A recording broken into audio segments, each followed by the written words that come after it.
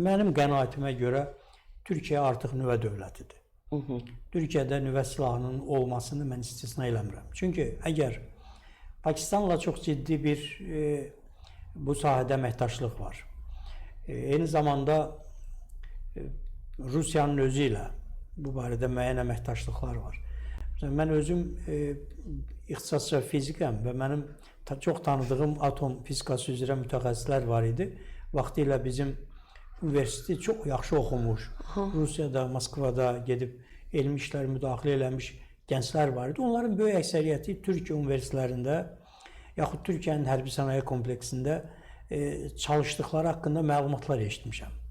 Yəni belə indi təsadüfən hardasa kimlərdənsə eşitmişəm ki, onlar orada çalışırlar uzun illərdir. Və mən istisna eləmirəm ki, Türkiyənin əlində belə bir silah var. Sadəcə olaraq bunu indi tam açıq şəkildə elan etməkdənsə, belə mərhələli bir elan daha məqbul sayılır ki, yəni biz də edə bilərik, belə bir çəkindirici ifadə olsun. Başqa bir tərəfdən İncirlik bazasında Amerika Birləşmiş Ştatlarının 90 nüvə başlıqlı raketi var idi. Onun 60'ını aparmışdılar, onun 30'u hələ də orada olduğu ilə bağlı məlumatlar var. Yəni düzdür, onu Türkiyə idarə eləmir, o Amerika Birləşmiş Ştatlarına məxsus olan bir silahdır. Amma bu heç də o demək deyil ki, bu olmayacaq. Bir də götürək diqqətlə analiz edək, dünyadakı proseslərin dinamikasına baxaq. Dünyada sürətli silahlanma yarışı gedir. Və nüvə. Bəli, Stockholm Sülh Araşdırmaları İnstitutunun tədqiqatlarına, açıqladığı hesabatlara baxanda görünür ki, hər kəs silahlanmaya böyük vəsait ayırır. Xüsusilə də 2021-ci ildə biz xatırlayırsınızsa Demokratiya sammiti keçirəndə Amerika prezidenti Biden bəyan elədi ki, dünyada qlobal strateji sabitlik üçün əsas qarant demokratiya və insan haqlarıdır. Haradakı demokratiya, insan haqları yoxdur, orada strateji sabitlik həmişə təhdid yaradacaq. Putin heç gözləmədən qısa bir müddət sonra açıqlama verdi ki, qlobal strateji sabitliyin qarantı nüvə silahıdır. Yəni, nüvə silahı olan dövlətə heç kəs cəsarət eləmir hücum eləsin. Bu bir reallıqdır. Yəni onda heç o insan haqları, demokratiyada heç kimin belə bağışlayın qulağına da deyil, eləmir. Belə də, əlbəttə. Yəni nüvən varsa da əz, keç, heç kimsə bizim gözümüzün qabağında bir Şimali Koreya var. Meydan oxuyur sağa sola hər kəsə. Amma əlində balistik raketlər və nüvə başlıqları var. Hər kəs fikirləşir ki, bu Amerikanın birbaşa özünü təbii ki, vurması çətindir.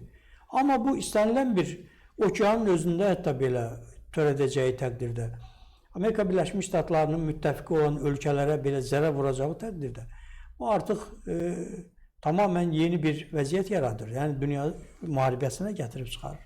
Ona görə ehtiyatlı davranırlar. Və yaxın şərqin də bugün demək olar ki, əsas indi son illər xüsusilə, son 5 il ərzində əsas aparıcı dövləti artıq Türkiyədir. Türkiyə həm NATO üzvüdür, həm də belə görünür ki, Orta Şərqdə onun maraqları dünyanın fövqəladə dövləti olan Amerika Birləşmiş Ştatları tərəfindən qəbul olunub. Yəni, Suriyadakı nizamlama prosesi də bunu göstərir, Liviyada da bunu göstərdi, İraqda da bu təsirləri saxlayır. Hətta məsələn, Türkiyə ABŞ-İran arasındakı danışıqlarda da çox kilit bir dövlətdir. Düzdür, İran bundan imtina elədi, amma bu mənə elə gəlir ki, bir qədər Türkiyənin lehinə oldu. Zaten nəticəsi yox idi o danışıqların. Amma vasitəçi Türkiyə yox, Omanın olması o müəyyən qədər, bir qədər belə deyək də, bəlkə Türkiyəni xilas elədi ki, bunun imicini çox da korlamadı. Amma dediyim kimi, Türkiyənin əlində zaten artıq çox müasir raketlər var, PUA-lar var və bu sahədə hərbi sənaye kompleksi çox ciddi inkişaf edir. Ola bilməz ki, bu inkişaf, bu tendensiya ki var, artıq dünyada məsələn ilk 3-lükdə, 4-lükdə adı çəkilən bir silahlanma tendensiyası var. Bu nüvə sahəsində olmasın. Heç bu sahədə Türkiyədən qat-qat geri qalan ölkələr əgər bunu edə biliblərsə, məsələn Pakistan olsun, Hindistan olsun, bunu Türkiyə niyə etməsin? Mənə elə gəlir ki, bu əgər çəkindirici bir faktor olaraq ortadadırsa, yeni dünyadakı nizam üçün, sistem üçün sabahları masa arxasında desələr ki, nüvə dövlətləri olacaq dünyada aparıcı söz sahibi, o zaman Türkiyə masadan kənarda qalır. Elə bunun nəzərə alıb nüvə silahına sahib olmaq artıq bir zamanın tələbinə çevrilib. Yəni iki dənə seçim var idi də. Ya demokratiya, insan haqları masanın ətrafında həll edici olmalıdır. Ya nüvə silahı. Biz ikinciyi görürük. İndi burada artıq güc faktoru çıxıb önə. Hətta Amerika Birləşmiş Ştatları belə, biz diqqət elədikdən də Vensin səfəri zamanı da bunu gördük Azərbaycana. Demokratiya, insan haqlarına heç ümumiyyətlə danışılmadı. İndi kimin nə sifarişi varsa Amerika deyir, mən ona uyğun davranaram. Səudiyyə Ərəbistanı ilə hər cür müttəfiqlik edir. Bir dəfə insan haqları, demokratiya danışırmı? Yox.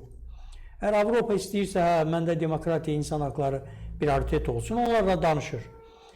Yəni yeni dünya belə qurulur deyirsinizmi? Yəni güc üzərində, bəli, eləmi? güc üzərində qurulur. İstənilən halda güc üzərində qurulubdur bütün hallarda. Məsələn, 2-ci Dünya müharibəsi də belə olubdur. Ondan əvvəl 1-ci Dünya müharibəsindən sonraki nizam da belə olub. İndi faktiki olaraq soyuq müharibədən sonraki dönəm ki oldu, SSR-nin dağılması ilə nəticələnən proses, ondan sonra dünyanın bir qütbü ortadan çıxdı.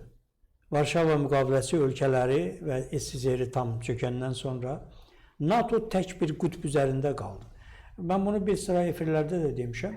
Mən qənaətimcə NATO özü də çox yaxın dövrlərdə tarixə qovuşacaq. Yəni NATO mövcud olmayacaq. Bir silahlı, bəli, indiki formatda bir silahlı qrup kimi mövcud olmasına az inanıram. Çünki proseslər ona doğru gedir. Avropa özünün təhlükəsizliyi ilə bağlı addım atacaq. Amerika Birləşmiş Ştatları kiminlə harda əlaqələrini gücləndirə bilərsə hərbi o istiqamətə gedəcək. Rusiya, Çin, bunlar hərəsi özünün istiqaməti müəyyənləşdirəcək. Yəni, belə götürsək, yeni dünya düzəninin düzdür. Hələ necə formalaşacağı ilə bağlı bir aydın konsepsiya yoxdur. Bu, təxminən 2030-cu ilə qədər çəkəcək də, eləmi? Yəni ki, bu yeni dünya düzəninin qurulması. Düzüm, mən bəzi tədqiqatlarla bunu 2030-cu ildə yekunlaşacağı qənaətində idim və bunu səsləndirmişəm də. Amma indi belə görünür ki, bu biraz da uzana bilər proses. Çünki münasibətlərin aydınlaşdırılması prosesi çox ziddiyyətlidir. Xüsusilə İran-Amerika arasındakı münasibətlər bunu çox ciddi şəkildə tətikləyəcək. Yəni bizim üçün aydın olacaqdır ki, proses orada yekunlaşır, yoxsa uzanan mərhələyə keçir.